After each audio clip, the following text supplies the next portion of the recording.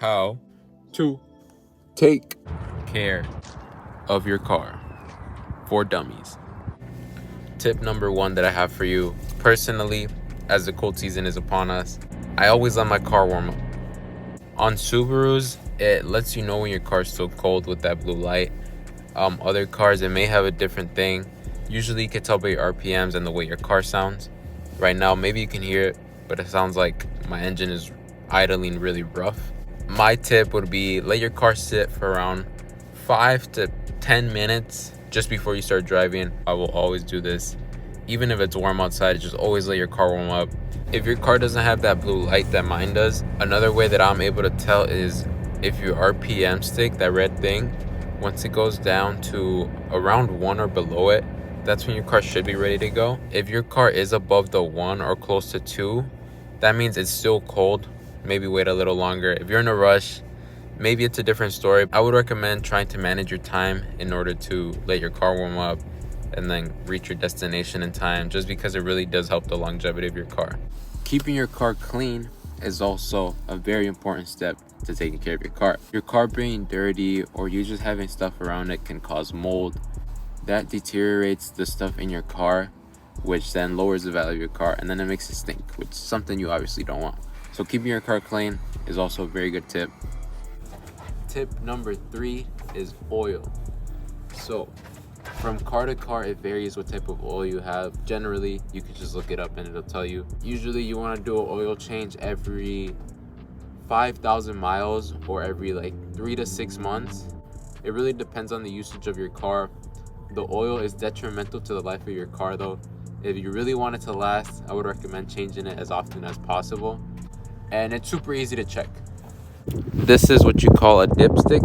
This is used to check the oil level and how your oil is looking. This is your oil filter. My car has it on the top. Most cars have it at the bottom. It just depends from car to car. And then this is where the oil goes. I'm gonna check my dipstick and I'm gonna try to show you guys how it's looking right now. So once you're checking your dipstick, you usually pull it out. It'll be something long, sort of like this. You wanna clean it. Preferably don't use a microfiber like me. You don't want any of the cloth getting on here. So you want to clean it first. Once you take it out for the first time, put it back in, and then the second time it'll actually show you how your oil is looking now. As you can see, my dipstick has 2 little holes right here. The second one usually indicates how high up you want your oil to be. So mine is good right now. Usually oil is like a really light amber color. Right now you can see it's not dark at all. If your oil looks really dark brown or like chocolate milk, that means it's time for an oil change. Oil changes are super easy to do. You could probably do it yourself at home with a few tools.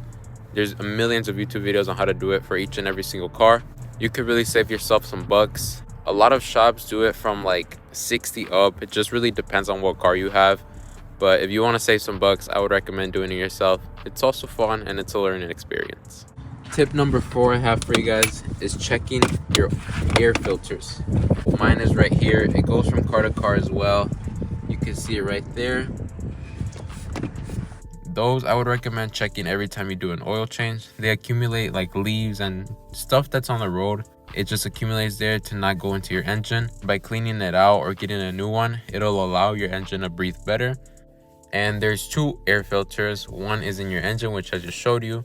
Another one is a cabin air filter. The cabin air filter is for the inside of the car. It like cleans up the air that goes out through the vents in order for your AC to work, for the hot air to work.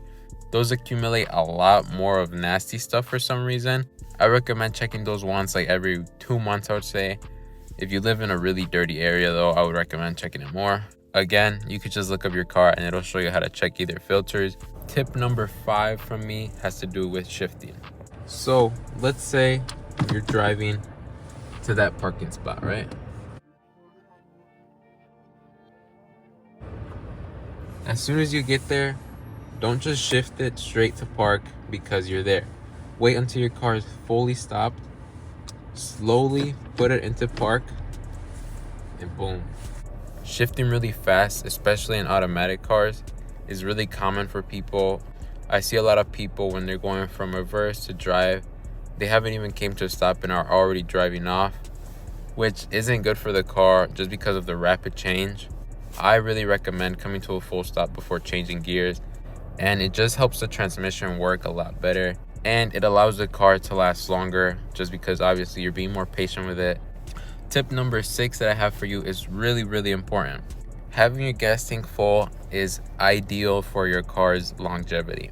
I've seen a lot of people when they go to the gas station and their car is almost on empty, they decide to only put $10 in it just to get them to their next spot. Generally, you want to fill up your car all the way up just because there's a fuel pump in your gas tank, which is what pushes the gasoline over to your engine in order for your car to run. Ideally, you want that fuel pump to be fully covered in gas as much as you can, just because it really helps the fuel pump's longevity. I personally think it's a lot more worth it putting $30 in your gas tank to fill it up than spending $200 on a new fuel pump just because you didn't take care of it. That's tip number 6. Definitely keep this one in mind because it could help your car a lot. Tip number 7 that I have for you is changing your spark plugs. I would say changing them about every 50 to 100,000 miles. It's a pretty simple task depending on your vehicle. Mine is a little rough, but definitely doable. It's a bit pricey. It cost me about $100 to $200 for me to do the job, but at the dealer it's a good chunk of change, so I would definitely recommend doing it yourself because it's not a hard job. If you're doing it with like a parent, or if you are a parent doing it with a friend or something, it definitely makes the job a lot more easier and more enjoyable. If you've never changed your spark plugs before, definitely plan on doing it if your car is above 60,000 miles, I'd say, just because it could really help the longevity of your vehicle as well. All right, next tip is with your battery. Batteries tend to last about 3 to 5 years. I just changed mine recently because I had a battery from about 6 years ago, which kind of scares me because somehow the car is still alive. I recommend changing it about the 3 or 4 year mark just so it doesn't reach that 5 and like you put a little risk on it. It's a little expensive, but you could obviously save it up. 3 years is enough to save up around $200 for a battery, and it really helps all the electronics in your car work how they're supposed to. Tip number 9 that I have for you guys is just driving safe overall. You could be a good driver, but Daryl next to you is a horrible driver. Sorry Daryl, if there's one out there watching. Just be aware of other people on the road. I've been in many close calls because of other people's stupidity, so definitely be aware because I don't want any of you guys getting hurt. Tip number 10, one that I forgot, is your tire pressure. Tire pressure varies from car to car. Most cars usually have a sticker either on the driver's side or passenger side, which states the PSI that you want on the front wheels and on the rear wheels. It says right here, front and rear. 32 PSI on the rear and 33 on the front wheels. And here's how to check your PSI.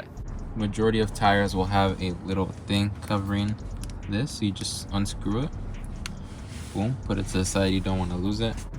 And they sell these things, they're called tire gauges. So what you want to do with this is put this onto this little hole and it'll come out to how much tire pressure. Once you do that, and then this little white thing comes out, it reads on here how much PSI is in your tires. So for instance, for me right now, it is at about 34. You always want to keep them up to the recommended PSI just for safety. Being patient and being careful of what goes on with your car will definitely pay back. Keep in mind all of these tips that I just gave you guys because you'll be happy if you do them and your car show will be too. I hope you guys enjoyed the video. If you have any questions, let me know. But I'll see you guys. Take care, drive safe, and Godspeed.